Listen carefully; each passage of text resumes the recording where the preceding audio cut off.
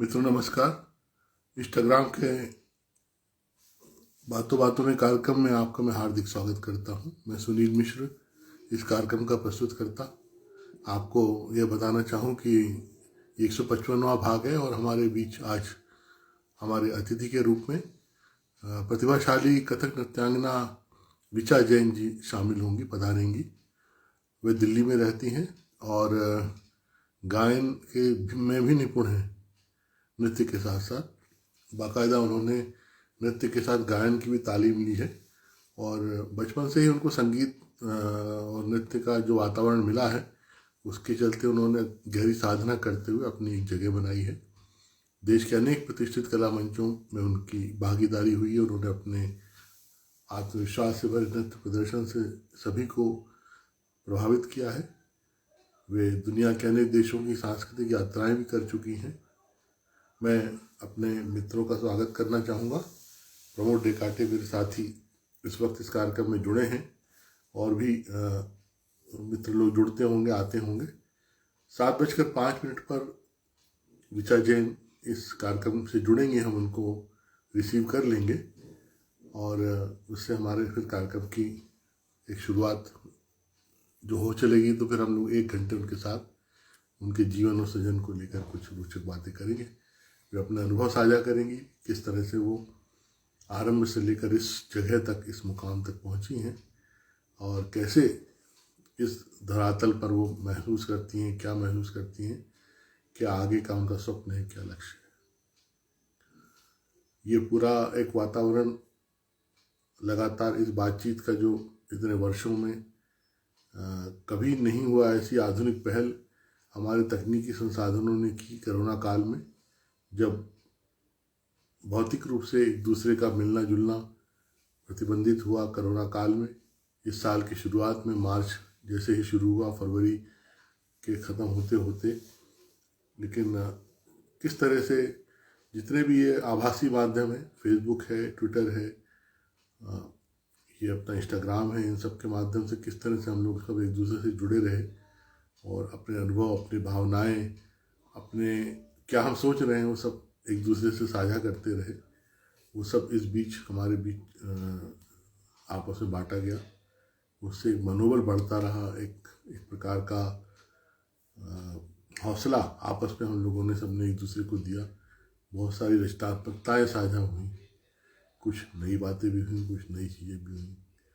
तो वो सब इस पूरे माहौल का हिस्सा है। ऋचा जी कार्यक्रम में आई हैं, मैं उनका स्वागत करते हुए उनको जोड़ लेता हूँ।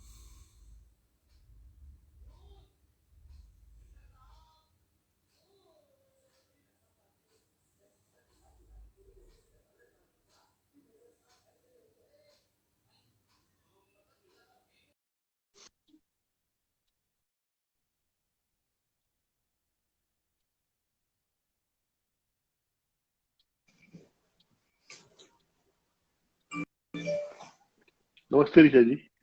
नमस्कार सुनील जी, कैसे हैं? मैं अच्छा हूँ, आप भी अच्छी हैं, विश्वास है हमको। ये कामना करनी चाहिए कि इस पूरे कठिन समय में अच्छा होना एक जटिल प्रोसेस है पूरी मनुष्य की, लेकिन जी कोशिश के साथ और हौसले के साथ हम लोग इस पूरे समय को सह रहे हैं और जूझ रहे हैं। जूझना हमारी नियति भी है और बहादुरी भी। आप बिल्कुल। इस कार्यक्रम का हिस्सा बनी। मैं आपको बताना चाहूँ कि लगभग हमने मई से शुरू इस कार्यक्रम को किया था, जब जी लॉकडाउन हुआ और ये हुआ कि लोगों को घर में ही रहना है और ऑफिसों में भी छुट्टियां हो गई थी। तो कैसे जी कुछ दिन तो आराम का बीता, लेकिन फिर बाद में क्रिएटिविटी जो है वो छटपटाने लगी, क्या करें। तो ये एक विचार आया कि इस तरह से हम देश के जाने माने कलाकारों के साथ मिलकर उनकी लाइफ और क्रिएशन को जानकर कुछ अपने आप को भी धन्य महसूस कर सकते हैं। तो बातें हमको भी सीखने को मिलेगी, कैसे आप लोग सब इस जगह पर, इस मुकाम तक पहुंचे, क्या सोचते हैं। आप इस 155वें नंबर पे आप हो, इतनी बड़ी जी यात्रा हम करते आए। Sunil ji, it's such a pleasure. सबसे पहले तो सभी जितने दर्शक हैं उन सबको नमस्कार, और सबसे पहले आपको आभार कि आपने हमको अपने इतने प्रेस्टिजियस प्लेटफॉर्म पे इनवाइट किया। हम आपसे परिचित रहे हैं, इन टच रहे हैं काफी सालों से, और आपका व्यक्तित्व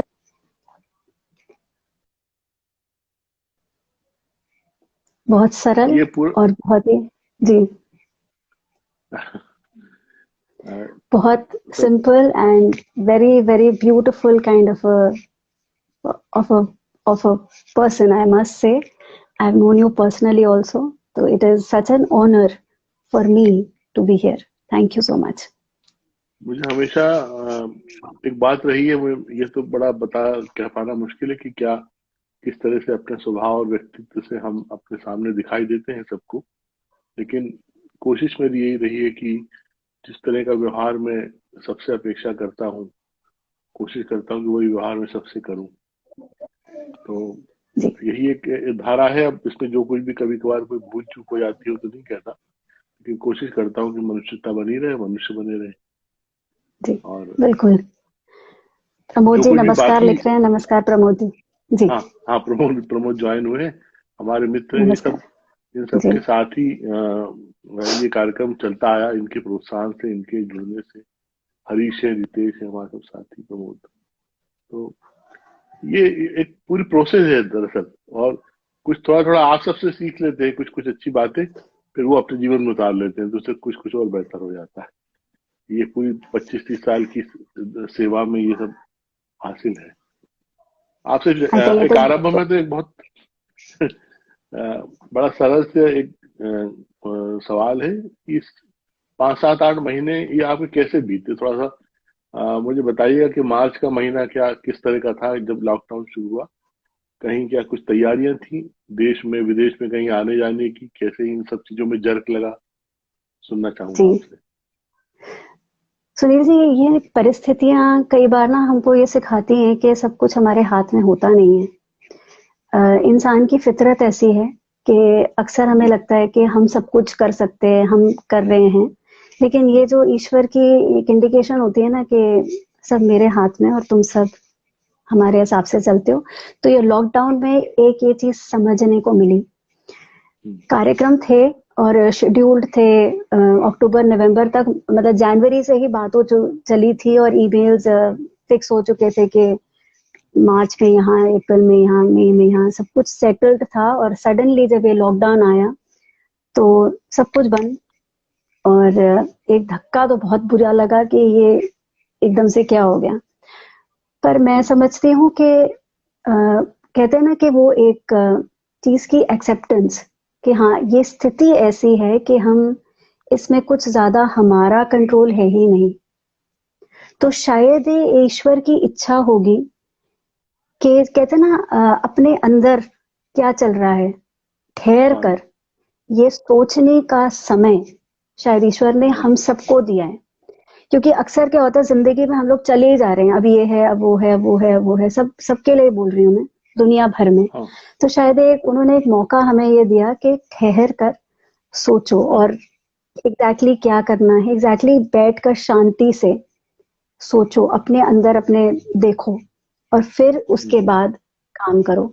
तो मेरे ख्याल से ये जो समय है, मैंने इसको ज्यादा इंट्रोस्पेक्शन के लिए, पर्सनल अपने आप को जानने के लिए, समझने के लिए कि अब मेरी क्या गतिविधि रहनी चाहिए, अब मुझे कैसे करना है, अब मुझे क्या करना चाहिए। सिर्फ चलते नहीं रहना, समझ कर और चीजों को और साध कर कैसे काम किया जा सकता है। तो ऐसे करके मुझे लगता है ये मैंने टाइम अच्छे से यूज किया है इंट्रोस्पेक्शन में। ये बात सही है कि हम सभी भागम भाग में थे, कहीं ब्रेक लग ही जी, नहीं रहा था। और एक अजीब सी भौतिक दुनिया में अपने आप को अपीयर किए हुए थे। और सब तरफ जो कुछ भी है, कभी कई बार हम उस वातावरण का हिस्सा बन जाते हैं, कई बार उससे अलग होकर भी हम उससे दूर नहीं हो पाते। तो इस जी, पूरे समय ने हमको, अच्छा एक और बात है, जैसे हम इतने दिनों में हमने जिन लोगों से बात किया, कई कलाकारों ने तो ये कहा कि वो इस पूरे लॉकडाउन में जो उनको स्पेस या अवकाश मिला, उसमें वो अधिक अच्छा अपना तैयारी कर सके या कुछ नई चीजें कर सके। कुछ साथियों ने ये कहा कि हम बहुत गंभीर या क्रिएटिव काम नहीं कर पाए, क्योंकि मन एक में विचलन रहता, देश काल और दुनिया को लेकर एक अजीब सा एक अंदेशा बना रहता था कि क्या होगा। तो उसने कोई रचनात्मक कार्य नहीं, क्योंकि जाहिर है कि हम सब जिस माध्यम से जुड़े हैं, अनेक चाहे मैं लिख पढ़ रहा हूँ या आप नृत्य कर रही हैं संगीत से, मन अच्छा होगा तभी सब कुछ हो पाएगा, साधना भी और सब कुछ। तो कुछ का कहना यह था कि हम कोई कंक्रीट वर्क नहीं कर सके, आपने इस बीच क्या किया? सुनील जी, कॉन्क्रीट वर्क की डेफिनेशन हर की अलग होती है। हाँ, एक्चुअली हर कलाकार का डेफिनेशन, मुझे ऐसा लगता है कि जो स्थिति है उसके हिसाब से काम करते रहना चाहिए। कॉन्क्रीट वर्क शायद उनका मतलब है कि सिर्फ परफॉर्मेंसेस, लेकिन मैं कला को सिर्फ परफॉर्मेंस के माध्यम से नहीं देखती हूँ। मुझे ऐसा लगता है कि कला, जो मेरा डांस है, जो मेरा म्यूजिक है, अगर मैं वर्कशॉप्स भी कर रही हूँ, मैं किसी को सिखा भी रही हूँ, मैं उस दौरान चीजें क्रिएट कर रही हूँ, नए आइटम्स बनाना, नई चीजों को पढ़ना और उनको ये करना कि ठीक है, कितनी सारी चीजें जो हमारे मतलब किताबों में पढ़ी हुई थी, हमने, मेरी माँ हमको सिखाती रहती है, कितनी सारी चीजें थी हम वो लोगों ने ज्वाइन हुई है, उसको। उनको मैं नमस्कार करूं? यस, जी जी अभी अभी एकदम आप जैसी बोला वैसी वो जी ज्वाइन हुई। जी। जी।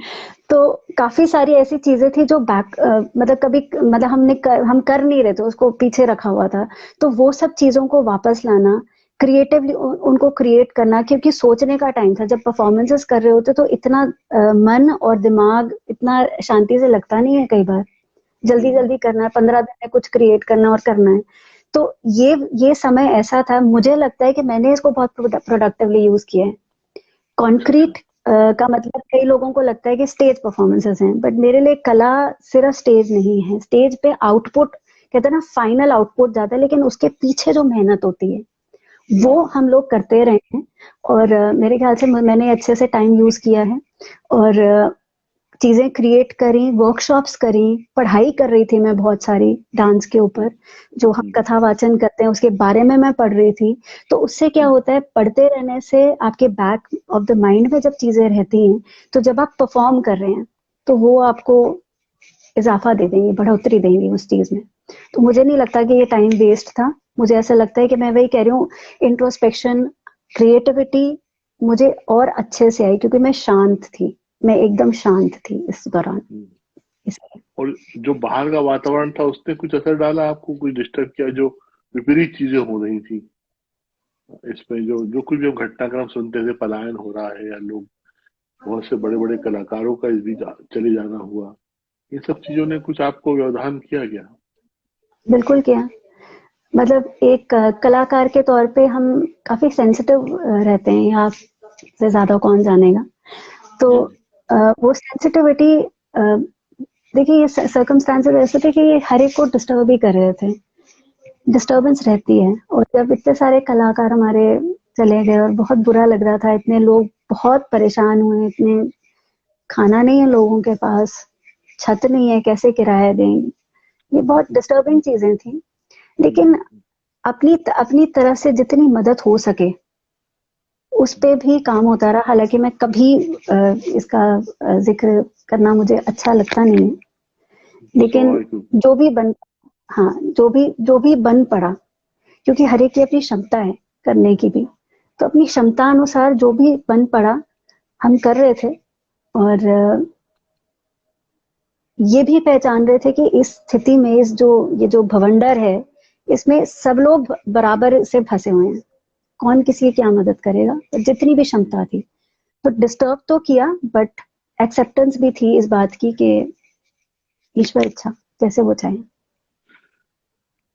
आपके भी कलाकार और खासतौर से म्यूजिशियन, संगीतकार, ये सब कष्ट में आए होंगे। संगीतकारों के साथ बहुत ज्यादा कठिनाई आई, मुझे लगा कि जी जब देखा एक बार तो बहुत सारे लोग जो कलाकार थे वो परेशान हुए। और ऐसे लोक काफी, कलाकारों, आंचलिक स्तर पे जो बहुत। कलाकार थे, जो जो इससे जी सरवाइव कर रहे थे, उनकी मुश्किलें भी आई। तो ये सब जी चीजें भी बड़ी कठिनाई रही। लेकिन इधर जो, पहले तो हम लोग इतना भयभीत थे कि हमको कुछ समझ में नहीं आ रहा था।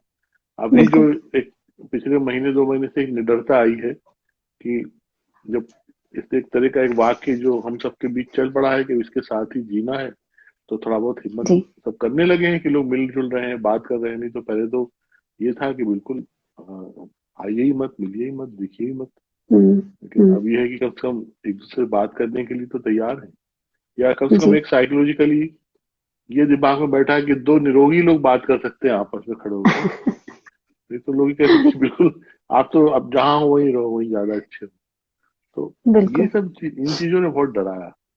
और ये एक अजीब सा, इसको संयोग दुर्योग जो कहिए, कि इस आपदा को हमारी पीढ़ी में, जो इस समय जो जीवित है, उन सबने देखा है।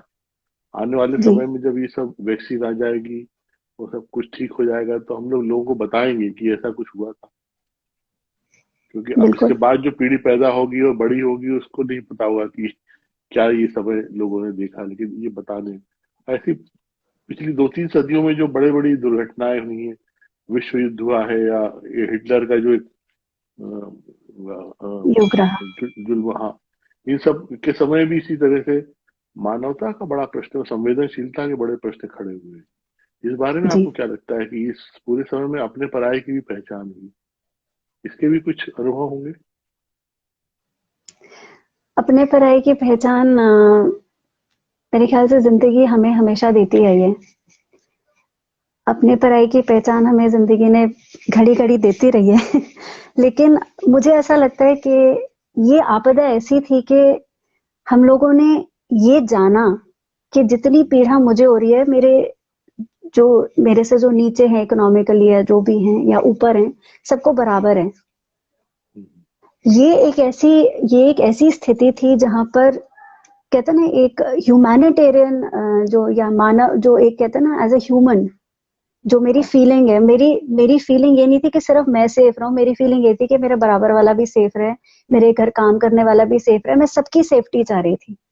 हम्म, तो ऐसी स्थिति आई कि मुझे कोई पराया इस टाइम लग ही नहीं रहा, मुझे सारा पूरी दुनिया अपनी लग रही है। हम्म, तो ये जो देन ईश्वर ने किसी भी तरह मुश्किल समय दिखाकर दी है, मेरे ख्याल से ये बहुत बड़ी सीख है कि जहां हमें अब कोई पराया लग ही नहीं रहा है, अब सब लोग अपने ही लग रहे हैं। मैं किसी दुश्मन के लिए भी नहीं बोलूंगी कि इसको कुछ परेशानी हो अब।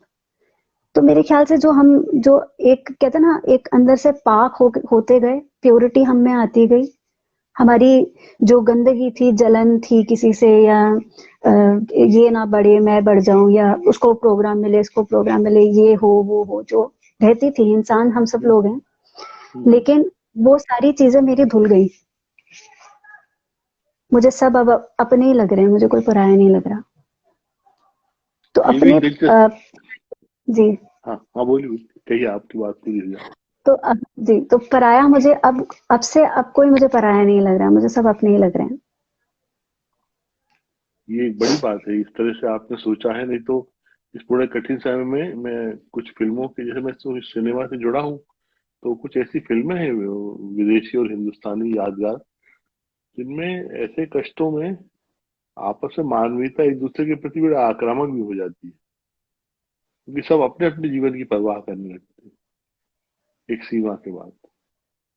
जी। जैसे मतलब रेल में नहीं होता कई बार कि हम जब किसी भीड़ बड़े, रेल या बस में भीड़ भीड़ भरी जगह पे जब जाते हैं, तो पहले हमको कोई बैठे खड़े भी नहीं होने देता, फिर हमको धीरे धीरे जगह मिलती है, फिर जी। शायद हम लोग अब एक दूसरे का खाना भी शेयर करने लगते हैं। आजकल नहीं करते, बिल्कुल। क्योंकि आजकल तो क्या है कि खाने में लोग मिला मिलू देते हैं कुछ तो जी। जी। आजकल की बात अलग, पर एक एक सिस्टम है ये पर। तो ये भी कि आपदाएं कई बार एक डिस्टेंस भी क्रिएट करती हैं। तो ये बिल्कुल। सब है, सब सोसाइटी के अनुभव। और जी। कुछ कुछ कुछ दार्शनिक अनुभूतियां भी हुई होंगी, आपने जब देखा होगा कि बड़े बड़े अमीरों की बड़ी बड़ी गाड़ियां पोर्च में वापस खड़ी हो गई सड़कों से, और सूट टाई घड़ी सब अलमारी में चले गए, 2-3 कपड़ों में ही दिन गुजारने की इच्छा होने लगी। ये भी एक भाव रहा। बिल्कुल, और ये मैंने देखा भी, मतलब हमारे कई ऐसे दोस्त हैं जिनका दोनों तरफ से देखा कि जो मनी फैक्टर है, जिस पे हम इतना इतराते हैं कि हमारे पास ये है, हमारे पास वो है, हम इतने बड़े और ये इतने छोटे वाली जो चीज थी, वो सब सब कुछ खत्म। मतलब आप ऐसे कह लीजिए कि कहते हैं ना कि जो प्रेसिडेंट ऑफ यूनाइटेड स्टेट्स हैं और एक गरीब से गरीब आदमी, जो ये जो प्रकृति है, उसने सभी को एक जगह लाके खड़ा कर दिया। अगर हम्म, गरीब आदमी 2 कपड़े थे उसके पास, तो वो 2 ही कपड़ों में है बेचारा। और अमीर आदमी का भी अगर उसके पास लाखों करोड़ों के कपड़े हैं, तभी भी उसका कोई फायदा नहीं है। तो वो भी 2 कपड़ों में सिमट के रह गया। तो वही वाली बात है कि एक कहते हैं ना, प्रकृति का एक ये इशारा है मेरे ख्याल से। कहते हैं ना, हम लोग शायद बुराई की तरफ हम लोग इतना ज्यादा जा रहे थे कि प्रकृति का ये इशारा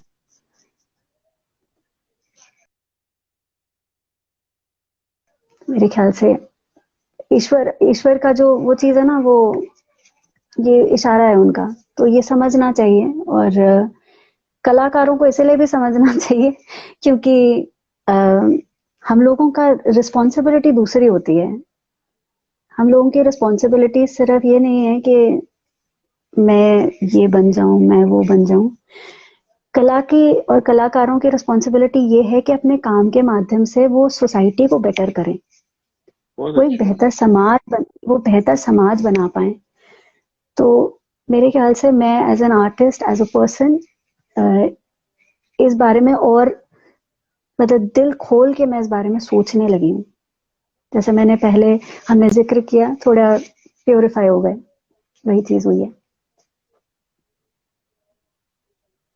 मैं कई बार इस बात पर मुझे आश्चर्य होता है कि मैंने आपको इतने वर्षों में, आपको और आपकी मम्मी को हमेशा चुप्पी में देखा है, भरपूर साइलेंस और स्माइल में। तो मैं जैसे आपका जब प्रोफाइल पढ़ रहा था तो उस पर लिखा कि आपने गाने की भी तालीम ली, तो मुझे इस पर जी। यकीन नहीं हुआ। इसके बारे में बताइए कि ये कैसे गायन की शिक्षा कैसे ली? आप तो बिल्कुल बोलती ही नहीं है। एक्चुअली सुनील जी, जब बचपन से, एक्चुअली 3 साल की उम्र से हम नृत्य माँ बाबा से ट्रेनिंग ले रहे थे। हाँ, जब से होश संभाला तब से नृत्य देखा, और तब से ही तालीम शुरू थी। 3 साल की उम्र से नृत्य की तालीम, डांस की तालीम चल रही थी। आप लेकिन शुरू से दिल्ली में रहते हो? जी, दिल्ली से। मैं दिल्ली में ही बॉर्न एंड बॉट अप हूँ। और मेरे पिताजी यूपी से ताल्लुक रखते थे। और मेरी माँ अच्छा अच्छा वैसे तो हाँ पंजाब से हैं, but born and bought up in Delhi. और अच्छा अच्छा। तो घर में, हाँ, मेरी मदर एलएसआर की political science graduate, my father was an engineer by profession. और मेरे नाना जी वाज इन द डिफेंस, उनका डिफेंस बैकग्राउंड था। तो मेरी मदर अच्छा बड़ी अच्छा। aristocratic family and she wanted to perform. तो एक टाइम पे मम्मा was very well, and 1970s में she was at the top of her game. उसके बाद ऑफ कोर्स शादी हुई और हम आए, तो मैं और मेरी बड़ी बहन राधिका। जी जी। तो उसके बाद हमारी तालीम 3 साल की उम्र से डांस में तो चल ही रही थी। लेकिन हाँ हाँ। 5-6 साल की उम्र में मेरे फादर ने हमको गाना सिखवाना शुरू किया। तो अजीत कुमार मिश्र जी थे जिनसे जी हम लोग गाना सीख। और सुनील जी, 3 साल की उम्र में डांस तो मतलब बड़े शौक से हम लोग करते थे, शुरू से ही शौक था डांस करने का। गाना नहीं गाना था मुझे। और बड़ी हाँ। मुश्किल से पापा मतलब संडे संडे वो सिखवाते थे गाना, और कहते थे कि इसको गाना ही सिखाना है, मेरी बहन और मैं बोलूं। तो उस टाइम तो समझ में आई नहीं। फिर गाते गए, करते गए, स्टेज पे भी गाते थे। और क्या हुआ कि आई थिंक 10th तक आए तो थोड़ा सा कम हुआ डांस गाना। उसके बाद ग्रेजुएशन के समय फिर डांस की तालीम चलती रही, और गाने की फिर पुनः तालीम। मैंने फिर अपने फादर से कहा कि हाँ, अब मुझे गाना सीखना है। तो फिर मेरी तालीम रही पंडित के महेश्वर राव जी से, जिन्होंने फिर मुझे तकरीबन 12-13 साल मैंने क्लासिकल में सीखा। एक्चुअली क्या था, मेरे फादर ने, गुरु रवि जैन ने, उन्होंने अपनी जिंदगी में तकरीबन 100 साल का कथक देखा था। जब वो छोटे थे तो उन्होंने 70-80 साल के डांसर्स, कथक डांसर्स को देखा था।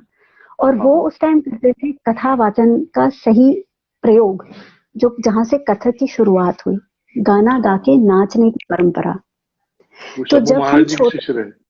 बिल्कुल शंभू महाराज जी के शिष्य रहे। और जी। अलकनंदा देवी जी के भी, जो सितारा जी की बड़ी बहन थी, अच्छा अच्छा। तो जी। उनसे उनसे भी मेरे फादर ने तालीम ली। और माँ ऑफ कोर्स गुरु नलिनी मल्होत्रा जैन, हाँ। गुरु सुंदर प्रसाद जी, पंडित सुंदर प्रसाद जी, पंडित कुंदन लाल गंगानी जी के शिष्या कुंदन रहे। लाल। जी जी। जी, गुरु राजेंद्र गंगानी जी के फादर से मेरी माँ ने हाँ सीखा है। समझ गया। हाँ हाँ। जी जी। तो क्या हुआ कि पापा ने वो 100 साल का नृत्य जो था ना, कथा वाचन वाला, जहाँ गा के डांस करा करते थे, वो उन्होंने देखा था। तो हमें तो पता नहीं था कि उनकी विजुअलाइजेशन क्या थी गाना सिखाने के पीछे। ये मंशा उनकी तब आने लगी जब आई थिंक हम 20-22 साल के थे, तब पापा ने मुझे ये तरीका बताना शुरू किया कि गाना गा के नाचने की परंपरा क्या है। उससे पहले rigorous training in dance, rigorous training मतलब 3-4 घंटे पता ही नहीं होता था कहाँ निकल गए। स्कूल से वापस आए, कॉलेज से वापस आए, और मतलब 5 बजे से 8 कब बजे पता नहीं, और माँ ऊपर आती थी 2 घंटे के लिए, फिर वो खाना नीचे बना रही होती थी या कुछ, और आवाज लगाती थी कि अरे आके खाना खा लो, होश है कि नहीं है, ऐसे करके। तो इतनी 3-3 घंटे ऐसे लगे रहते थे। तो उसके बाद फिर जब एक चीज और गुरु ए महेश्वर राव जी से मैं गाना सीख रही थी बहुत रगड़ के वहां से भी। फिर उसके बाद पापा ने मुझे ये दोनों चीजों को इकट्ठे बैठाना सिखाया कि गाना गा के नाचना कैसे है, और कथा वाचन क्या होती है, कथा वाचन किस तरह से किया जाएगा, और कथा वाचन कितनी सिंपल रखनी पड़ेगी ताकि आम आदमी तक पहुंचा जा सके। कथक का जो जन्म है या उसकी गंगोत्री है वो कथा वाचन है, और उससे आज हम लोग हट गए। कथक को इतना कॉम्प्लिकेटेड बना दिया गया और इतना मुश्किल बना दिया गया कि एक कॉमन मैन जो है वो कहता है कि नहीं नहीं नहीं, ये समझ नहीं आता, क्लासिकल डांस क्या है मुझे नहीं पता है। तो उससे वो हट गया। जबकि कथक जब शुरू हुआ था तो वो कॉमन मैन के लिए ही था। रामायण महाभारत की कथाएं गाकर नाचा जाता था ताकि पंडितों की मुश्किल संस्कृत आम आदमी को सरल भाषा में समझाई जा सके। इस वजह से कथक शुरू हुआ था। वो जन के लिए, लेकिन बन गया वो सिलेक्टेड नंबर ऑफ पीपल के लिए। तो पापा की विजुअलाइजेशन जो थी, जो उनका था कि ये कथा वाचन वापस लाई जाए, और वो तब से थी जब से हमारी उम्र 3-4-5 साल की थी। तो अब जाके इतने सालों बाद 20-22 साल के जब हमने शुरू करा करना, बहुत मुश्किल हुई कि करें कैसे, इतना नाचने के बाद गाना कैसे गाएंगे। पर वो बस फिर करते ही गए, करते ही गए, करते ही गए। तो उसके उसी के प्रयास में लगे हैं और उसी की कोशिश में लगे हैं, और इसी कोशिश में लगे हैं कि वापस क्लासिकल डांस परफॉर्मेंसेस देखने के लिए हम ऑडियंस को अपनी तरफ ला सकें। इसका अर्थ ये हुआ कि जो आरंभ में कथक की शुरुआत हुई थी घराने, अलग अलग घरानों में, उसको बाद में जो जनरेशन जिन्होंने उसको अपनाया है, जिनकी जवाबदारी थी कि वो आगे जाए, उन्होंने उसमें कुछ ऐसे अपनी समझ से नवाचार किए या परिवर्तन किए या बदलाव किए कि वो जटिल होते गए। ऐसा कुछ सोच सकते हैं ना? सुनील जी, हर एक आर्टिस्ट अपना बेस्ट फुट फॉरवर्ड करता है जब वो ऑडियंस के सामने होता है, और एक किसी आर्ट फॉर्म का बढ़ना तभी होगा जब उसमें प्रयोग होंगे। मैं ये नहीं कहती कि कथक की जटिलता गलत थी या उसमें चीजें इजाफा करना गलत है, वो बिल्कुल गलत नहीं है। किसी भी चीज को बढ़ाना, उसमें कंट्रीब्यूट करना उसको बढ़ाता है। जैसे कहते हैं ना, एक कह लीजिए एक गंगोत्री थी कथा वाचन, वहां से पानी और बना तो गंगा बनी, और उसमें और पानी मिला तो वो समुद्र बन गई। तो हमारा कथक समुद्र है, समुद्र है ये। इसमें लोगों ने अपनी कॉन्ट्रीब्यूशंस करी हैं, उसकी गहराई बढ़ती गई। लेकिन मैं सिर्फ ये कह रही हूँ कि जो उसके जो जो पानी आता गया है ना, उसकी आइडेंटिटी, उन नदियों की आइडेंटिटी ना खोए। अगर उसमें मान लीजिए समुद्र में गंगा मिली है, नर्मदा मिली है, बाकी सारी नदियां मिली हैं, तो ये मैं कह रही हूँ उन नदियों की आइडेंटिटी ना खोए। क्योंकि समुद्र तो ठीक है, बड़ी बात है, बहुत बड़ी बात है, लेकिन हाँ, नदियों की आइडेंटिटी रहनी चाहिए, और उस गंगोत्री की तो जरूर। तो मेरा मानना यह है कि प्रयोग होने चाहिए, करते रहना चाहिए, लेकिन उसकी रूह खत्म नहीं हो। जहां से वो शुरू हुआ है उसकी रूह खत्म नहीं होनी चाहिए, मेरा ये मानना है। हाँ, रूह तभी कायम रहेगी जब उसके संवाहक प्रतिभाशाली होंगे और वो लगातार उसमें अपना उस तरह का योगदान करते रहेंगे जिससे वो फलीभूत हो सके। मैं इधर देख रहा हूँ जी कि जी रायगढ़ घराना भी हमारे मध्य प्रदेश अविभाजित छत्तीसगढ़ और मध्य प्रदेश बिल्कुल। मिले जुले थे, वहां पर संकट मुझे दिखाई देता है। अब इधर मैं कुछ वर्षों से महसूस कर रहा हूँ कि वो पूरी वो परंपरा जो चक्कर वाली थी और वो सब थे ना, वो जी सब इस समय कोई भी इतना बड़ा कलाकार नहीं दिखाई देता जो उस घराने की रक्षा कर सके या उससे निकल के एक बड़ा टैलेंट आ सके।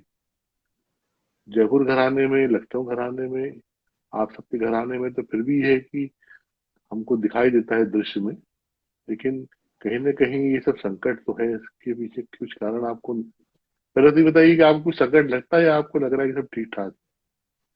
क्योंकि आपने ये कहा है संकट कि मंडरा तो हम्म, आपने ये कहा है कि जो सरलता थी वो सरलता प्रभावित हुई है। संकट इसीलिए लग रहा है सुनील जी, क्योंकि ना ये अलग सी हवाएं चलने लगी हैं, और हवाएं ऐसी हैं कि हर एक को जल्दबाजी है फेमस होने की, हर एक को जल्दबाजी है टॉप पे पहुंचने की।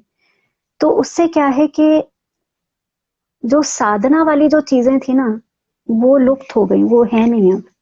इतनी मेहनत कोई करना नहीं चाहता। लोग कहते हैं कि 5 साल कथक किया और छठे साल और 7वें साल पे स्टेज में आ जाएं, और 8वें 9वें साल में आईसीसीआर और इधर उधर से इम्पैनलमेंट ले लेंगे, और फिर बस हो गए, हम कलाकार बन गए। फिर 10-12 साल में छोड़ देंगे, उसमें क्या है। तो मेरे को लगता है वो एक एक चीज वो लैकिंग है। दूसरा, विद विद चेंजिंग टाइम्स, समय बदला है। मुझे मालूम है कि ये समय ऐसा है कि 2020 का टाइम है। मैं ये नहीं कह रही कथक को 2020 बनाना चाहिए, लोग कर रहे हैं ये, उसको फास्ट सिर्फ चक्कर तक सीमित रखने वाली बात है। लेकिन कथक की और भी चीजें हैं जिससे, जो कथक की रूह है, अगर उसको नहीं समझेंगे, वो आएगी तभी जब बहुत 7 साल सादा है, वो इंटरनलाइज होता ही तभी है जब आप, मतलब जब रगों में खून की जगह लय और ताल सुर दौड़ने लगे, वो वाली जब स्थिति आती है, तब होता है कि हाँ, अब उसका निचोड़ समझ में आया कि अब मैं इसको कैसे करूं कि ये आम आदमी तक पहुंचे। तो मेरे ख्याल से लुप्त होने का जो जो बादल जो मंडरा रहे हैं, उनका मुख्य कारण यही है कि हम कॉमन मैन को नहीं खींच पा रहे हैं।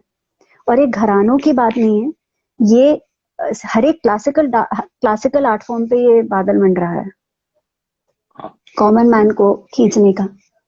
ये कल भी हमारी सुमन डूगा जी से बात हो रही थी, तो जी ये बात हमने उसे कहा था कि इसके पीछे क्या वजह लगती है। नई जनरेशन में कलाकार तो आ रहे हैं, मतलब नृत्य में, संगीत में युवा कलाकार आएंगे जो परफॉर्म करेंगे, लेकिन युवा श्रोता और दर्शक नहीं है। तो कोई भी जैसे 15, 20, 25, 30 साल के जो युवा लड़के लड़कियां हैं या नई शादी हुए लोग हैं, वो कभी एक कोई शाम तय नहीं करेंगे कि आज हमारे घर में, शहर में कहीं संतूर बज रहा हो तो हम सुन के आते हैं। फिल्म बिल्कुल जाना ज्यादा पसंद करेंगे। तो ये बिल्कुल नई जनरेशन में ये खत्म हो रहा है। और चाहे वो दिल्ली हो, चाहे मुंबई हो, चाहे भोपाल हो, बिल्कुल दर्शक श्रोता समूह जो है वो वही है जो 50 के ऊपर का है,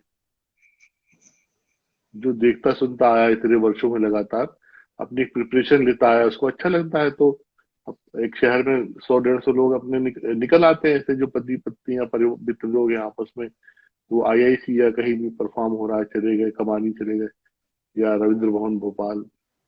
नई जनरेशन नहीं है जी। ये मैं वही कह रही हूँ स्पष्ट। कि यस, ये एक्चुअली ये बड़ी बारीकी से एक चीज समझना बहुत जरूरी है, और ये बड़ी एक आई ओपनर है। हम लोग आंखें बंद करके बैठे हैं, सुनील जी माफ कीजिएगा, हम इस प्लेटफॉर्म पे अब बोल ही देते हैं। कल्चर क्या है? कल्चर क्या exactly? Culture, what is culture? Is it, Bharat में कल्चर बच्चे बच्चे में है अगर देखा जाए तो। हाँ, हम राजस्थान जाएं तो वहां बच्चा बच्चा कितना सुंदर मांड गाता है, क्या सुंदर, क्या रिदम, क्या क्या बजाते हैं वो लोग, कितना हाँ, खूबसूरत है। आप बंगाल में चले जाइए, वहां गांव में देखिए बच्चे कैसे कैसे बाउल गा आप रहे हैं। आप बाउल गान, उत्तराखंड, बिल्कुल ये ठीक इधर, है। बिल्कुल आप ये इधर बुंदेलखंड की तरफ जाइए, वहां लोग बच्चे कथा वाचन करते हैं, क्या सुंदर गाते हैं। तो कल्चर का जो टर्म है ना, ये सिर्फ क्लासिकल पे सीमित नहीं है। हम लोग दिल्ली में बैठकर ये नहीं कह सकते कि हम कल्चर के रखवाले हैं। हम लोगों को आंखें हम्म, खोलनी पड़ेंगी और हमें ये बात समझनी पड़ेगी कि कल्चर इंडिया में विद्यमान है हर एक में, लेकिन हमें ऐसा क्या करना है कि वो सारी लोगों तक हम पहुंच सकें हम्म, और उनको अपने में मिला सके। मतलब मैं ये बोलना चाहूंगी कि दिल्ली में बैठ के हम ये कहते हैं कि चंद लोग हैं जो कल्चर के रखवाले हैं, लेकिन हम्म। एक्चुअली वो तो कल्चर के खैर रखवाले वो लोग हैं जो गांव में बैठे हैं, हाँ खैर वो जिनको रोटी आत्म नहीं है खाने को। जी, हाँ रोटी आप नहीं है लोग जो है खाने ना, को, सही कह रहे हैं वो। रोटी नहीं है खाने को, लेकिन अभी भी गाना बजाना कर रहे हैं। तो मेरे ख्याल से हमें जैसे स्पेशली क्लासिकल आर्टिस्ट को ये समझना पड़ेगा कि अपना आर्ट फॉर्म, उसकी जो कहते हैं ना, उसकी ओरिजिनलिटी, उसको मेंटेन करते हुए उसको ऐसा क्या, एक्सक्यूज मी, उसको ऐसा पानी क्या पानी पी करें कि लीजिए। कॉमन, जी ठीक है, कॉमन हाँ आदमी तक इसमें क्या है कि इस पहुंचे। बातचीत में अपनी अपनी चाय और पानी पी सकते हैं। जी, तो मेरे पास भी कल्चर रखा के हुआ है। रखवाले, जी, तो मैं बिल्कुल अभी स्वस्थ हूँ, तो नहीं, तो बोलते बोलते मैं ज्यादा बुलवा रहा हूँ ना, इसलिए गला वगैरह ड्राई हो जाएगा नहीं, इसलिए। बिल्कुल नहीं, बिल्कुल नहीं। तो आप हमें गवाएंगे भी तभी भी हम बड़े अच्छे से गाएंगे, कोई बात नहीं। वो तो तो मुझे रहस्य यहाँ पर उजागर करना पड़ेगा, क्योंकि सच में मैंने आपको कभी बोलते सुना ही नहीं आज तक, बोलते ही नहीं हमारी सुना है। आदत नहीं है, मैंने हमारी आदत में नहीं है सुनील जी, हम कलाकार, I am an artist at heart. ना हमें कभी ज्यादा अपने बारे में बताना आया, अगर बोला भी तो वो स्टेज पे ही बोला, ना नहीं कभी ये तो किसी को बोला, ना किसी को कहा, ना उस सर्कल में रहे। मुझसे नहीं होता ये सब, मुझसे नहीं, ये होता तो नहीं हमने है। हमने मैं, देखा, अनुभव भी किया है कि ये बखान करने वाली बात आप में कभी रही नहीं, जो कुछ है वो मंच पर ही दिखा, होता नहीं, और वो होता नहीं अच्छा है भी है। मुझसे। अच्छा भी है, जी, क्योंकि तो वही है कि लोग, अंततः क्रिएटिविटी का ही मूल्यांकन होता है, बाकी तो फिर हमारा स्वभाव जो है वो एक अलग चीज है। तो अपन जी, क्या बात कर रहे थे वो रह गई, कहाँ थी जी, बात। तो वही कि जो कल्चर है वो किसी चंद लोगों का नहीं है। कहते हैं ना हाँ लोग, आप कई लोग का मुझे कहते हैं कि आप ऋचा मेन स्ट्रीम कल्चर में आइए, तो हम कहते हैं मेन स्ट्रीम कल्चर क्या है भाई, हम्म, 25-30 लोग स्ट्रीम कल्चर है।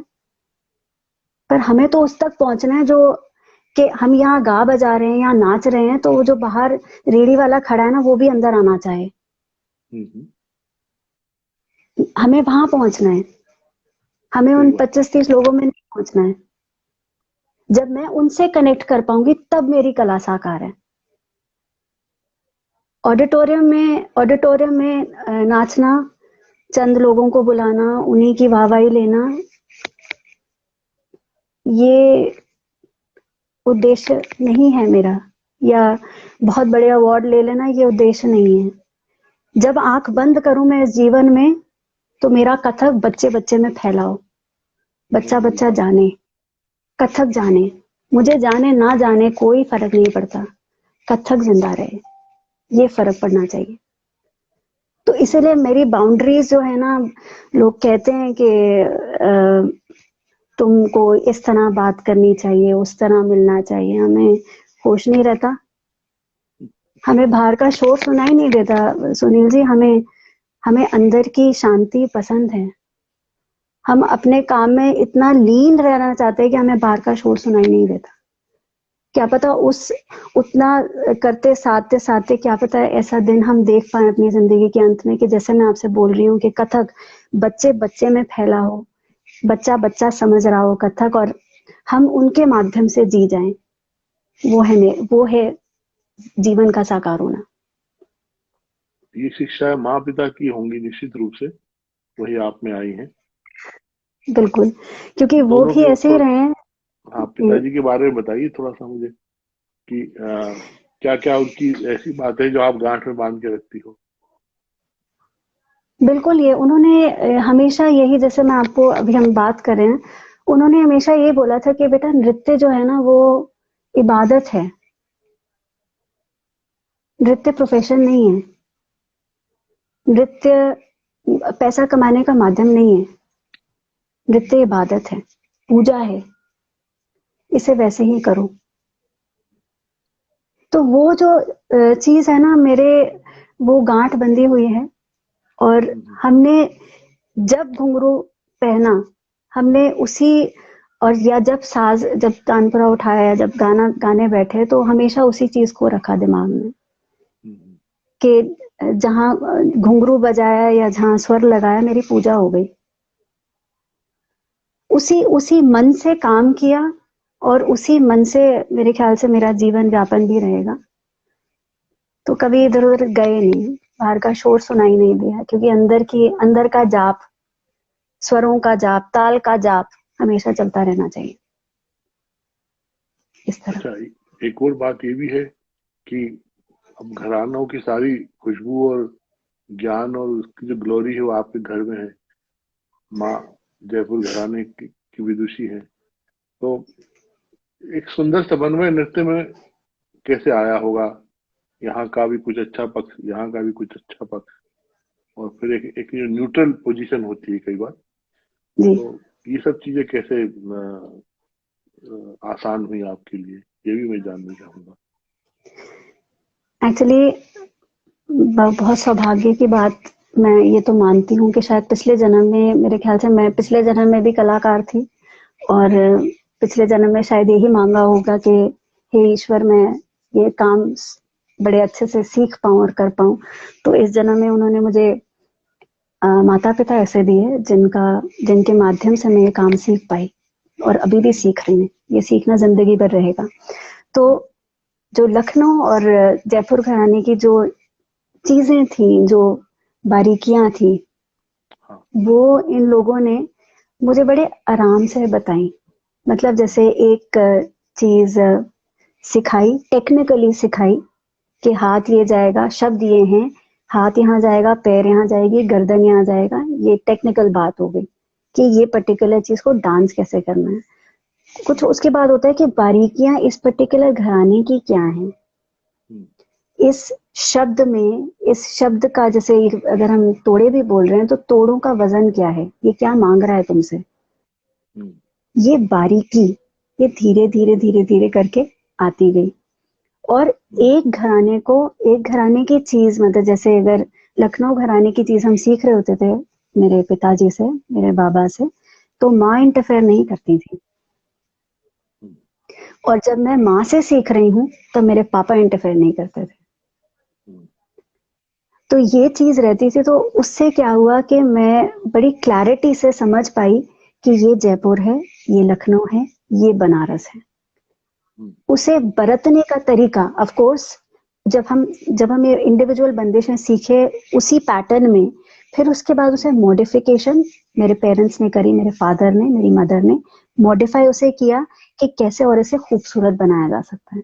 लेकिन हाँ, इंटरफेरेंस किसी की नहीं थी।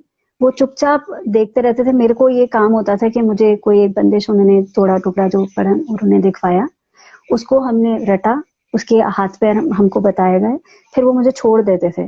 मतलब छोड़ देना मतलब हफ्ते भर तक कोई बोल नहीं रहा है, तो हफ्ते भर का मतलब है कि वो एक पर्टिकुलर चीज में तकरीबन 200 से 300 बार कर रही हूँ। 200 से 300 बार जब मैंने उसको कर लिया है, तब मैं वो कम से कम दिखाने लायक हूँ। उसके बाद वो उसके ऊपर काम करेंगे।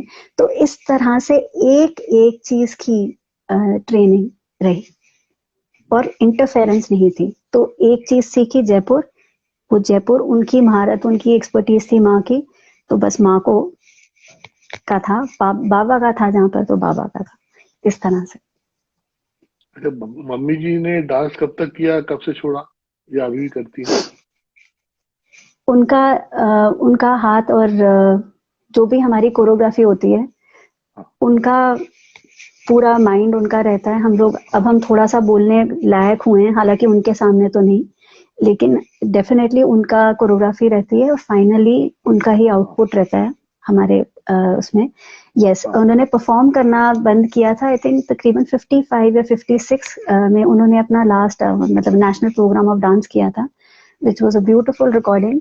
एंड 56 आई थिंक 60 तक तो वो कर रही थी, और उसके बाद उन्होंने शी जस्ट सेड कि there is an edge to dance, so then उसके बाद वो फुल फ्लेजेडली सिखाने लगी। तो मेरे ख्याल से ये डांसर्स को बड़ी समझना भी चाहिए कि एक नृत्य की एक उम्र होती है, क्योंकि ये दृश्य है, विजुअल है। ये गाना और बजाना तो बैठ के कर सकते हैं, लेकिन जो डांस है वो देखने की चीज है। तो एक उम्र के बाद मुझे ऐसा लगता है कि ग्रेसफुली रिटायर करना चाहिए, तो वो मेरी माँ ने किया। ये सब बहुत उस तरह की बातें हैं कि कैसे आपको मोह से मुक्त रखती हैं। बुद्ध का दर्शन है इसमें। नहीं तो कहाँ लोग अपनी जगह छोड़ना चाहते हैं, कहाँ लोग हटना चाहते सुनील जी, बहुत मुश्किल से जगह मिलती है, ये तो मैं मानती हूँ। बड़ी स्ट्रगल होती है कलाकार के जीवन में, बड़ी स्ट्रगल होती है। तो अगर इतनी मुश्किल से, और स्ट्रगल का मतलब ये है कि कहते हैं ना, तन मन धन सब दे दिया डांस को, ये होता है लोगों का। हैं। तो उसके बाद अगर आपको रिकग्निशन मिल रही है और फेम मिल रहा है, तो आदमी, इंसान कहता है कि अब कैसे छोड़ दूं, घर छोड़ दिया, परिवार छोड़ दिया, हस्बैंड छोड़ दिया, बच्चे छोड़ दिए, अब ये इतने सालों बाद मुझे चीज आई, इसे कैसे छोड़ दूं। तो मतलब उनका अपनी धारणा है, लेकिन मुझे ऐसा लगता है कि एक, अगर ईश्वर ने आपको वो दिया है, तो उसको, कहते हैं ना, उसको ईश्वर को ग्रेसफुली बोलना चाहिए कि ईश्वर, अब मेरा शरीर शायद नहीं है उस लायक, तो मैं बड़ी शुक्रगुजार हूँ कि आपने मुझे दिया, बट अब मैं ग्रेसफुली रिटायर कर जाना चाहिए, मुझे ऐसा लगता है। मुश्किल से मिला भी तो भी, क्योंकि स्टेज पे जाके अगर कोई, जो देखिए बात यह है कि अगर 100 लोग आपके चाहने वाले रहे हैं 20-25 साल से, और अगर जब उम्र हो जाती है उसके बाद वही लोग आपके लिए बोलने लगे, अरे वो चीज नहीं रही, क्या इनका हमने प्रोग्राम देखा था, वो चीज नहीं रही, तो मेरे ख्याल से ये बड़ी दुख की बात है। एक ग्रेसफुली रिटायर करना वो ठीक है, कि लोगों को वो चरम सीमा याद रहे कि हाँ यार, ये इन्होंने ऐसा प्रोग्राम किया था, बस वो छपा हुआ है, उसके बाद इन्होंने छोड़ दिया। तो वो उस लेवल पे जाके, अब आप एवरेस्ट पे पहुंच गए, तो बस उसके बाद नीचे नहीं आना है, फिर ऊपर ही जाना चाहिए। मुझे ऐसा लगता सुनंदा शर्मा जी हमारी मित्र है, बहुत अच्छी गायिका, इस कला में कार्यक्रम को देख रही हूँ। उन्होंने है। जी जी, है आपकी ना। बात की तारीफ की। और सुमन दुगा भी आई थी इसमें। जी सुमन जी, बिल्कुल, नमस्कार सुमन हाँ, जी। तो ये वास्तव में ये बहुत बड़ी हिम्मत का काम है कि आप किसी एक पीक पर पहुंच के फिर लोगों को टाटा करो, और ताकि उनको, उनकी मेमोरी में रहेगा कि हाँ, ये बिल्कुल हमने इनका यशस्वी समय ही देखा। और वहां बिल्कुल। के बाद फिर जब भी आप कभी सोसाइटी में अपीयर होते हो, लोगों से मिलते जुलते हो, तो फिर वो उस अच्छे पद के साथ लोग उसको याद रखते हैं। Yes yes. इधर आपने अपने नृत्य में, क्योंकि आपने बताया कि पूरी एक नृत्य योजना, जब भी कोई आपने कुछ प्रयोग किए हैं या कुछ नई रचनाओं के साथ आपने कार्य किया है, तो माँ का मार्गदर्शन और संयोजन रहा है। कुछ सूफी, इधर कथक के साथ कुछ सूफी प्रयोग भी बहुत हुए हैं, आपने भी किए हैं, जी जी। उसके बारे में कुछ बताइए। एक्चुअली सूफीज्म का जो इन्फ्लुएंस था कथक पे, वो शुरू हुआ मुगल एरा के टाइम पे, हम लोग कह सकते हैं, हाँ। मध्यकाल में। तो उस टाइम जो कथक में चक्करों की प्रक्रिया नहीं होती थी, जब कथावाचन परंपरा हिंदू पीरियड में चल रही थी, तो भ्रमरी होती थी, मतलब छोटा सा चक्कर काटना, मतलब एक भ्रमरी और चक्कर में अंतर है कि चक्कर बहुत सारे लिए जाते हैं, भ्रमरी एक आधी ली जाती है जरूरत पड़ने पर। तो कथक में भ्रमरी की परंपरा थी, चक्करों की नहीं थी। तो अच्छा। सूफी जो डर्विशेस होते थे, वो टर्न्स वो लेते थे, तो वहां से एक्चुअली कथक में ये इनकॉर्पोरेट हुआ। हम्म। हम्म। तो जो सूफी का इन्फ्लुएंस था, सूफीज्म का इन्फ्लुएंस उस काल से है।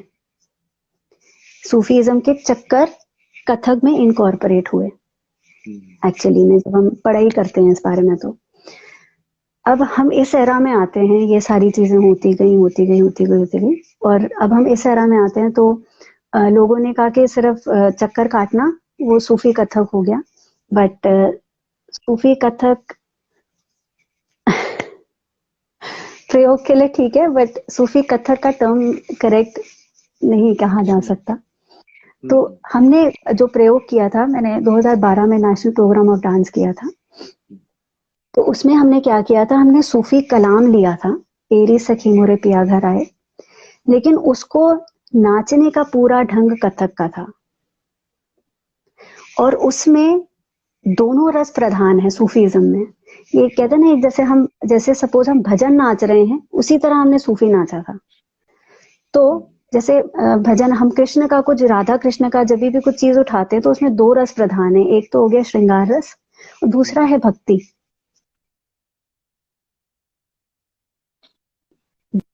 श्रृंगार रस, उसके जो शब्द हैं वो श्रृंगार बताते हैं, लेकिन डीप मीनिंग उसका भक्ति ही है। तो इस तरह से उस टेक्स्ट को समझना, क्योंकि मेरे फादर जब हमें उठा रहे थे तो उन्होंने बैठ के मुझे पहले समझाया कि देखो, अगर हम इसमें पिया की बात करें तो इसमें खुदा के, ईश्वर की बात है। तो जो भाव है वो पूरा, आंख जो है, आंख जाना वो लवर के लिए नहीं है, वो ईश्वर के लिए। उस आंख में फर्क होगा, उस अंग में फर्क होगा, उस अंग में और ठहराव होगा, चंचलता नहीं है। श्रृंगार कर रहे हैं, अगर मेरा लवर मेरा हाथ पकड़ रहा है तो मैं थोड़ा कर सकती हूँ, लेकिन जब मैं ईश्वर से बात कर रही हूँ तो फिर मैं इस तरह नहीं करूंगी कि मैं उस भाव में बैठी हूँ कि मेरा वो हाथ पकड़ ले। आंख में फर्क है, उसको बरतने में फर्क है। तो ये चीजें सूफीज्म करते टाइम ध्यान रखनी पड़ती है। तो कोशिश रही और कोशिश कर रहे हैं अभी भी। अच्छा, आपने कुछ वर्ष पहले यहाँ पर भोपाल में, आपको शायद जानकारी होगी कि ना होगी, कुमुदनी लाखिया जी ने मांगड़ियार गायकों के साथ प्रयोग किया। क्या बात है जी। ये बहुत सुंदर प्रयोग किया था। मांगड़ियार वो थे बड़े बड़े गाजी खां के साथ, उनकी कथक का उनका ग्रुप था। तो वो भोपाल में भारत भवन में आया था, तो वो भी बड़ा अद्भुत था। बिल्कुल, कुमुदनी जी के बारे में क्या कहें, वो तो इतनी लेजेंडरी आर्टिस्ट हैं। और हाँ, पर वो मांगड़ियारों के साथ ये कोई चीज हो सकती है कथक से जुड़कर, ये अपने आप में बिल्कुल उनका क्रिएटिविटी, वो कुमुदनी जी भी पंडित शंभू महाराज जी के शिष्य रही, मेरे फादर की गुरु बहन रही है वो। तो उनका जो, वही मैं कह रही हूँ ना, पुराने लोग इतना साल, सुनील जी, हम लोग वही कोशिश कर रहे हैं कि इतने साल इन लोगों ने साधा है उस चीज को, तब जाके इतना खूबसूरत निचोड़े निकाल पाते हैं कि मांगन्यारों के साथ भी कथक हो सकता है। लेकिन आई एम श्योर उन्होंने जो कथक प्रेजेंटेशन करी होगी, वहां कथक कोई नहीं कह सकता कि ये लैकिंग है। वो कथक की उन्होंने पूरी चीज रखी होगी और उसको इतना खूबसूरती से मिंगल किया होगा कि कमाल ही हुई होगी।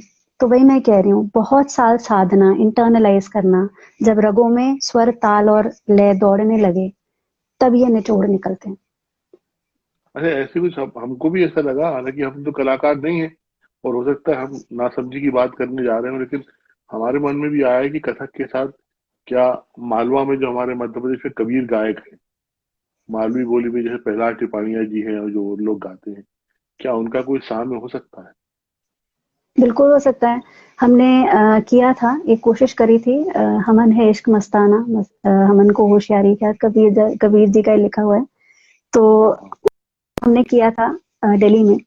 तो कबीर का भी सारा फकीराना चीजें हैं। तो उसपे हमने किया था कोशिश, और ये इसका बिल्कुल हो सकता है, क्योंकि कथक ऐसा एक आर्ट फॉर्म है जो बाहें खोल के हर चीज की स्वागत कर रहा होता है।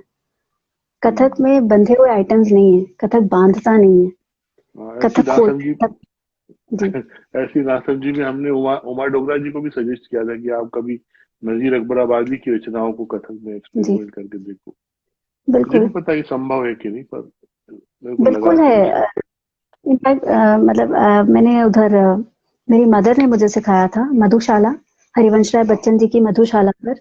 मैंने एक दूरदर्शन हैदराबाद में उन्होंने मुझे सिखाया था, दूरदर्शन हैदराबाद में मैंने परफॉर्म किया था। और उसी के साथ साथ आई थिंक कहाँ किया था, यूक्रेन में गई थी, वहां पर भी मैंने मधुशाला किया था। उसी और साथ साथ में हमने मुंशी रजीउद्दीन खान साहब की गजलों पर किया, फैज अहमद फैज जी की गजलों पर किया। जश्न फैज हुआ था जम्मू में 2010 में, तो वहां पर भी हमने किया। तो ये एक्सपेरिमेंटेशन कथक में बिल्कुल पॉसिबल है, कथक की बारीकियों को खत्म करे बगैर। लेकिन हाँ, अगर आप कथक में जो जिस तरह के प्रयोग हो रहे हैं कि फ्लेमेंको, और कई लोग तो जूते पहन के कथक कर रहे होते हैं, तो ये सब थोड़ा सा अटपटा लगता है और ये सब नहीं होना चाहिए। हाँ, ये और इधर मैंने ये देखा है कुछ, जो हमारे टेलीविजन पे जो कुछ कॉमर्शियल शो जी, होते हैं उस पे भी लोगों ने कथक जी, को प्रवेश करा दिया। जी, वो वही मैं कह रही हूँ, वो एक्चुअली कमर्शलाइजेशन ठीक नहीं है। कमर्शलाइ वो कहते हैं ना, एक चार्म देने के लिए किसी चीज को, और फुलझड़ियाँ लगा ली चक्कर काटते टाइम, और पीछे बहुत इलैबोरेट चीजें, इतना तो जरूरत ही नहीं है कथक को। लेकिन वहाँ वहाँ ग्लैमराइज। हाँ, वहाँ जिस तरह के जज होते हैं वो अजीब सा, मतलब उनकी हौसला अफजाई कर देते हैं, खड़े होकर ताली वाली बजाने लगते हैं मेज पर खड़े होके, तो उनको लगता है कि पता नहीं क्या कर दिया है। तो उससे बल्कि वो रास्ता एक तरह से पथ बिगड़ने की स्थिति है, ये कहना चाहिए। बिल्कुल, रास्ता बिल्कुल, बदल रहा है। बिल्कुल। अब हम 1 घंटा हो गया, पता नहीं चला कैसे भी ये निकल गया बातचीत करते हुए। तो एक तो मैं एक बात पूछ करके फिर मैं आपसे गाने का अनुरोध करता हूँ कि जी। कथक ने या नृत्य ने आपको आपके जीवन में क्या बहुमूल्य चीज दी है, जो आप महसूस करती हैं कि अगर आप आर्टिस्ट ना होती तो आपको ये चीज ना मिलती। सुनील जी, एक चीज बोलूंगी कि कथक ने ना मुझे समर्पण सिखाया है, हम्म, और कथक ने मुझे ये सिखाया कि प्यार क्या होता है। प्यार इंसान से भी हो सकता है, प्यार किसी वस्तु से हो सकता है, और प्यार अपने आर्ट फॉर्म से हो सकता है। हम्म, और प्यार वो ऐसा प्यार जिससे वापस मैं कुछ एक्सपेक्ट नहीं कर रही हूँ। जैसे कहते हैं ना, मीरा को कृष्ण की मूरत अच्छी लगी थी, सूरत नहीं देखी हम्म, उन्होंने।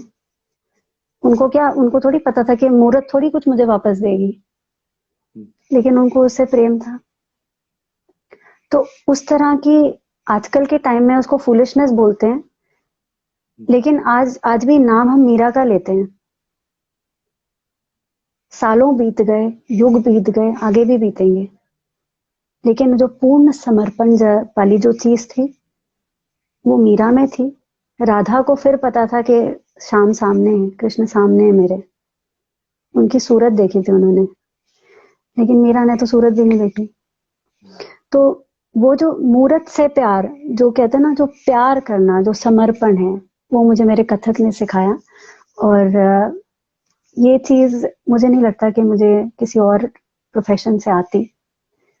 और इसमें कोई रिग्रेट नहीं है सुनील जी, हम्म, मुझे कोई रिग्रेट नहीं है।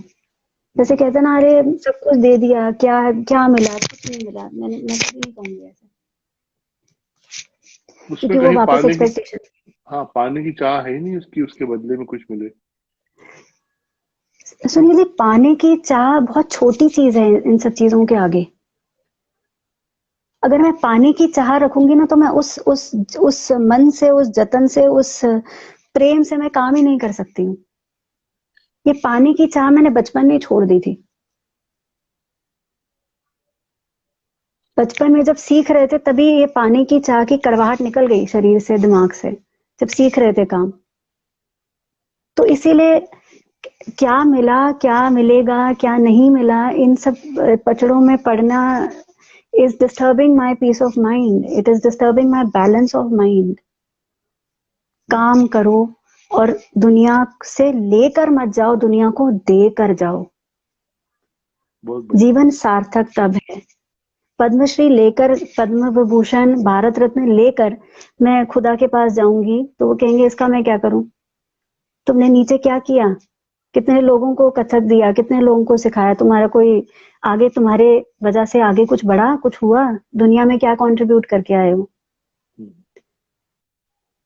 तो अगर मैं ये बोलने लायक भी ना रहूं, तो मैं तो भगवान ऊपर मुझे यही बोलेंगे कि अरे तुम तो मैंने वेस्ट कर दी लाइफ, एक किसी और को दे देता मैं, तुम्हें इंसान और कलाकार बनाने का क्या फायदा हुआ? तो इसीलिए वो समर्पण जो है वो अभी भी है, और रहे, ईश्वर करे, मेरी यही कामना है। और मैं अपना काम निरंतर करते रहना चाहती हूँ। बाकी जो उसकी इच्छा।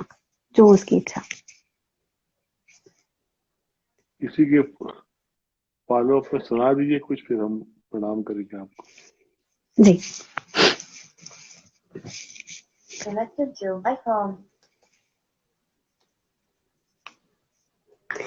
सुनील जी, हम अक्सर गाते हैं ये नरसिंह अवतार है, और मैं इसको अक्सर गाया करती हूँ।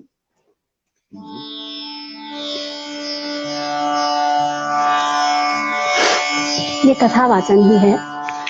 और इसमें ये जी, तो इसमें विष्णु के चौथे अवतार नरसिंह अवतार की कथा है। हिरण्यकश्यप को ब्रह्मा जी से वरदान मिला था कि वो ना घर के अंदर, ना बाहर, ना जमीन, ना आसमान, ना नर, ना जानवर, ना शस्त्र, ना अस्त्र से मारा जा सकता था। अहंकारवश उसने अपनी प्रजा पर खूब अत्याचार ढाने शुरू कर दिए। हरी इच्छा देखिए कि उसी के घर जन्मा नारायण जपने वाला उसका पुत्र भक्त प्रहलाद को मरवाने के कई प्रयास हुए, पर हर बार प्रहलाद बच जाते, और अंत में प्रकट होते हैं स्वयं नारायण नरसिंह अवतार के रूप में, और करते हैं दुष्ट हिरण्यकश्यप का संहार। जी, तो मैं इसी को आपको प्रस्तुत कर रही हूँ। होलिका का जिक्र है, शुरू होता है, पर एक छंद में आपको सुनाती हूँ इसी का।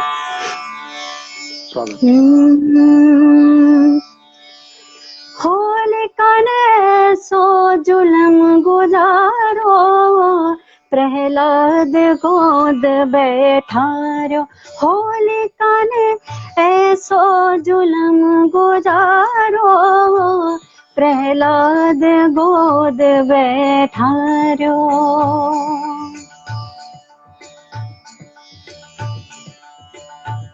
हिरणाकुश अत्याचारी, जाने नेक न दया बेचारी। प्रहलाद राम उच्चारी, पित क्रोध की ओ है भारी। तो हाथ पांव बांधे सुत के, पर्वत ते नीचे डारो। प्रहलाद गोद बैठारो। इसका अंतिम छंद आता है, चलिए होलिका वाला सुना देती हूँ।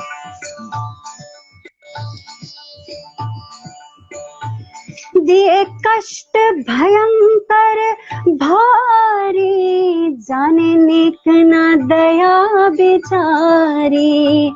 होरी की मति गई मारी, निज गोद लियो बैठारी।